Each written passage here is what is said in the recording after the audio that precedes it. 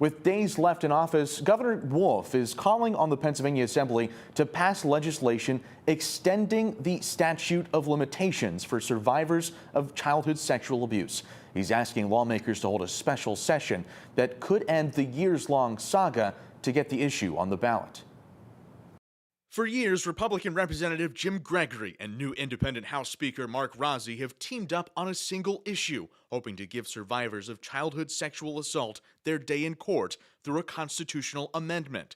Rozzi and Gregory are survivors of abuse themselves. Time after time, at the end of the day, for whatever reason, justice has been denied. For the constitutional amendment to become official, bills to extend the statute of limitations for victims of childhood sexual abuse must pass both chambers in consecutive legislative sessions and be placed on the ballot for a referendum vote. Almost 2 years ago, the measure nearly made it to voters before an advertising error by the Department of State derailed the process. It was a gut punch.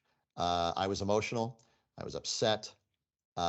Frankly, for the victims in my mind, knowing what this was going to mean to them, I sobbed uncontrollably. Representative Gregory tried again, introducing a new bill that passed in the last session. Now, outgoing Governor Tom Wolf is stepping in, requesting the new assembly hold a special session and pass the bills by January 27th and get the issue on the ballot in May. Speaker Rozzi says it's priority one. As long as I am Speaker of the House of Representatives, the House will consider no other legislation until the General Assembly passes the language of Representative Gregory's constitutional amendment. Still, some Republican leaders were critical of the governor's request. Senate President pro tempore Kim Ward calling it an attempt to, quote, prioritize one issue while there are equally important issues that deserve the same consideration among the voters. House Republican leader Brian Cutler claims the governor is eager to make up for the Department of State's previous mistake,